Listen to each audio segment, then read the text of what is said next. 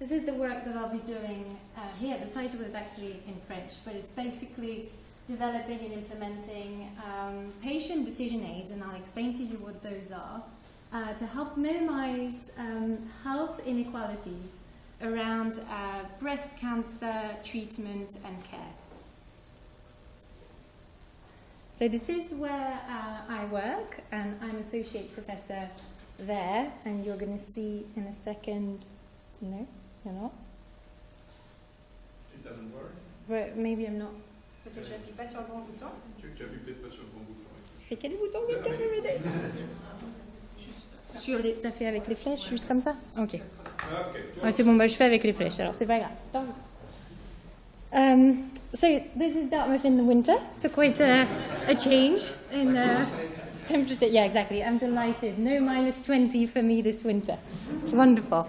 And this is the Institute Paoli-Calmettes, so I want to thank them and Professeure as well as IMéRA for giving me the opportunity to be here today and to undertake this research project for 10 months. So here is the objectives of the work I'd like to undertake. The first one is to try to adapt and develop 3 patient decision aids for breast cancer treatments and 1 for clinical trial participation. And to do that following a very interdisciplinary approach with stakeholder input, while also trying to stick to what is called in the US community-based participatory approach, where we try and involve all the community.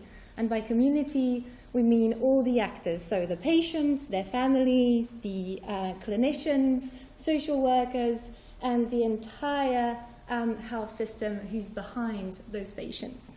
And the second objective is to try and implement those tools in clinical settings, so that's the Institut Paoli-Calmettes, using PDSA, that's Plan, Do, Study, Act, and I will explain in a second what those are, cycles, and methods derived from ethnography.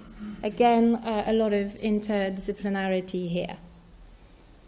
So before I launch into the project, I'd like to tell you about the reason why I do research. And that's because I think, and more people agree with me, that patients' preferences really matter.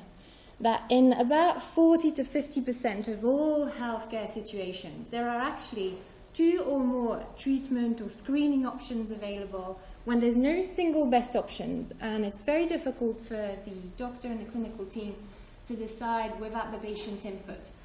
And everyone is going to feel differently about risks, about their priorities, about having surgery or not, about having radiation or not. So I'm going to ask you to help me out here for a second. We often use this slide, and I'm asking you, what do you think the gentleman with the glasses is saying right now? It can be in French or in English, or I could deal with Spanish, maybe. Bad news to tell you. No? It could be one, yeah. I've got bad news to tell you. Any other hypothesis? Okay. Okay. Do you have insurance? Do you have it? Exactly. Yeah, very contextual in the US. Do you have insurance? No. So you all assume. So you actually all assume that the male character was the doctor. It's actually not. It's the patient. And here is the doctor, here, that gentle lady. And she is listening to the patient who's been given usable, accessible information and is saying, actually, I prefer this option. And that's shared decision making in a nutshell. So a more academic definition would be trying to help patients and clinicians make decisions together using the best available evidence. So it's always based on scientific data whenever available, to provide patients with information about the likely harms and benefits of the options they're considering. And it sounds obvious, but it's not always done, actually, not in a way that patient can really understand and process it. And where patients are supported, not abandoned, they're supported to arrive at informed preferences. So why do we do that? Because ethically, that's the right thing to do. Because medicine and information law are evolving in a context where people want to say what matters to them. We do that in every other context in our lives. But somehow, medicine has had this context where the doctors knows best and patients shut up for most of the time. So when what we call shared decision-making or the use of patient decision aids is promoted, we see benefits, and I'm not sure why my slides are cut, but anyway, I'll say it to you verbally. So patients are more satisfied, that's great, which in turn can have impact on the doctor-patient relationship, because if your patient is happy and you're a nurse or a doctor, the relationship is going to be more fulfilling. Patients are more informed. They are likely to adhere to prescribed treatments better. Decision quality is improved, and that means better knowledge and the alignment between what matters to you and what you're choosing.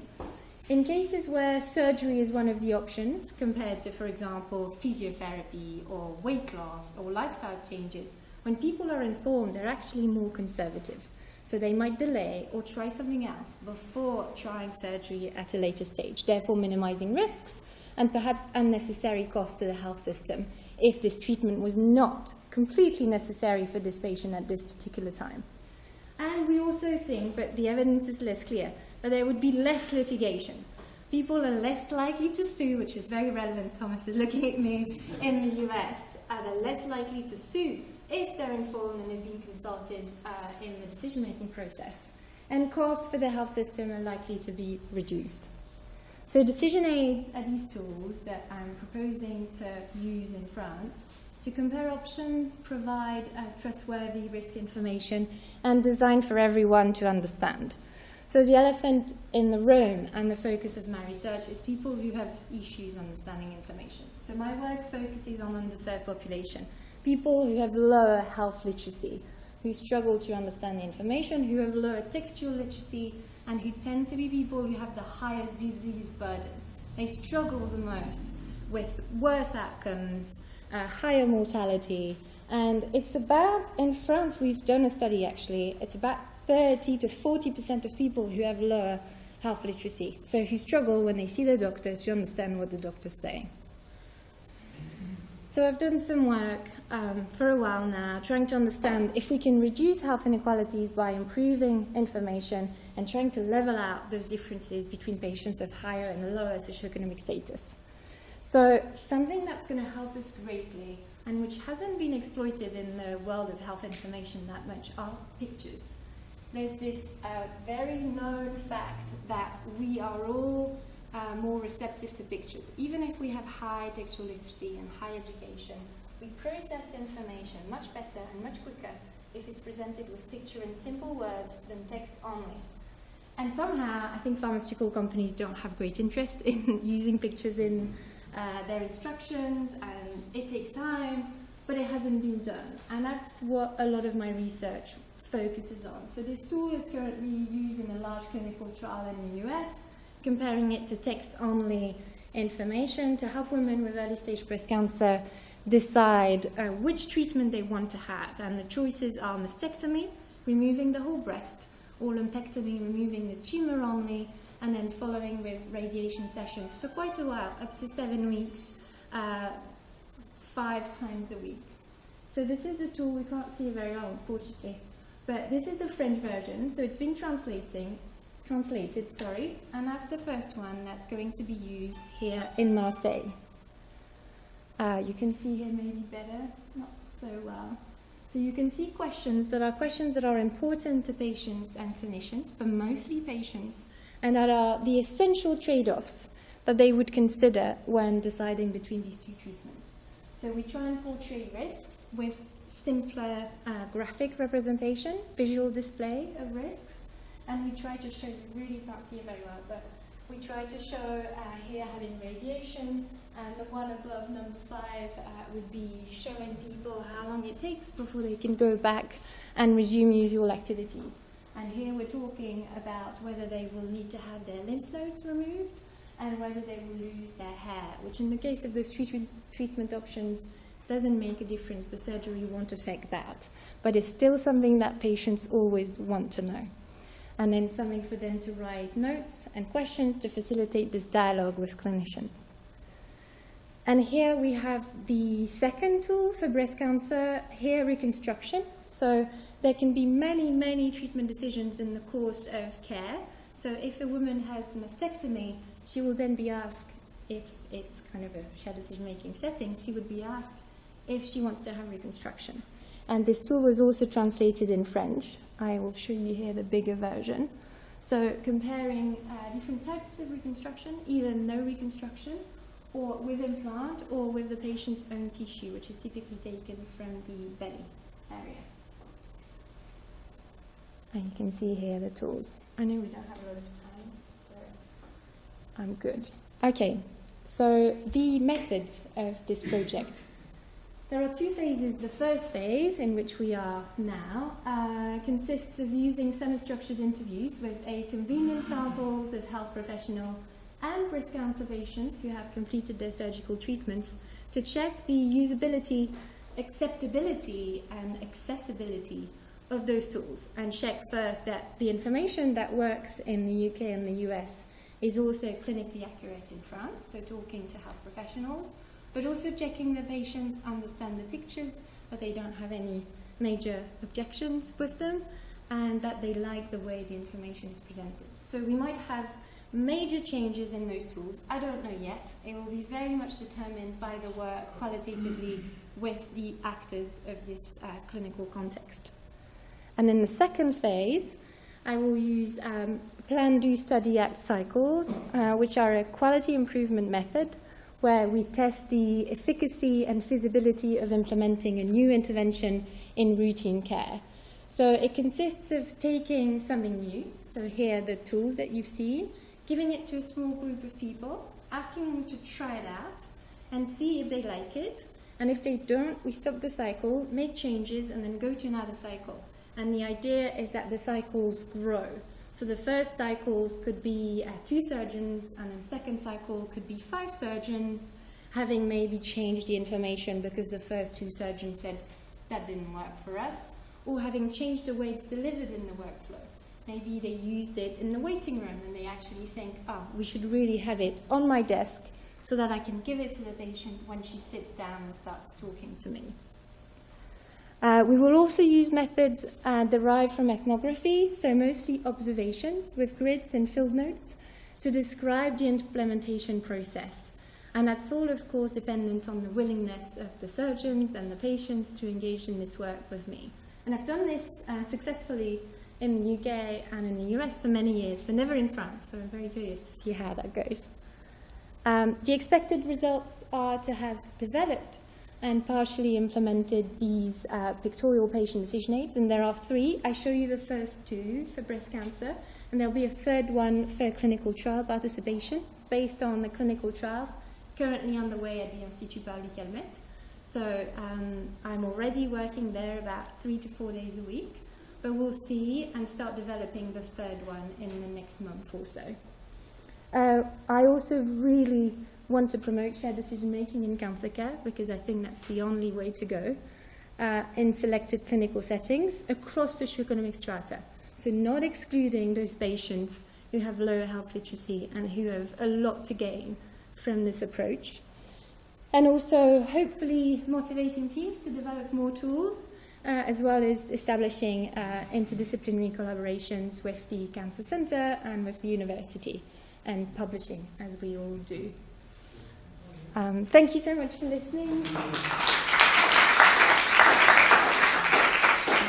have time for 2 short questions. This might be outside of what you're looking at, but I'm curious about health literacy and people self-diagnosing via Google, and like what kind of things you're seeing, either positive changes, negative changes. Yeah. So it depends on the clinical context. So here with breast cancer, self-diagnosing via Google doesn't happen so much because they get given a diagnosis which they might have no idea about. But they do come informed, and sometimes clinicians have a problem with that because it really is changing the paradigm, the power paradigm, and they don't like Google-informed patients. So the idea with these tools is that because the information's been vetted with them and it's based on clinical practice guidelines and scientific evidence, they feel more comfortable having those discussions with the decision aids than just based on Google. And it doesn't stop patients from going to Google or other sources of information to add to that. But you're right, that's a real issue. And I don't know if patients of lower health literacy tend to go to Google more. I think that's been looked into, but I'm not sure exactly of the results. Thank you. Any more questions? Just a quick one. Have you ever run into problems with cross-cultural interpretations of pictures? Yeah, that's a really good question. So it took us a really long time to develop that tool. About 18 months for this one, and then this one we did in 6 to 8 months because we used the model from the previous tool. So absolutely, I went through about 10 different drafts. Initially, we had colored pictures, we had cartoons, people didn't like cartoons, they had issue with identifying or not with the characters. So we had the issue of representing race and ethnicity or not. And this is why we ended up with the line drawing. So here, you can't see, unfortunately, but the picture, the photo that was used to create this drawing was an African-American lady. And with the line drawing, you can't really see, you could tell that maybe there's this African-American origin, but it's not obvious, and it means that the idea is not to exclude anyone and to promote identification across sociocultural groups. So far, based on testing that we've done, with people from multiple race and ethnicity. I work in the Bronx a lot. So this is the most diverse place in the US, and we have Latino patients, we have people who've just emigrated from various countries. And so far, they have had no problems with the drawings. But we'll see at the end of the trial. We're doing more work with qualitative interviews, and maybe it will come up that we can do more to improve our ability to work across cultures and races. Thank you very much.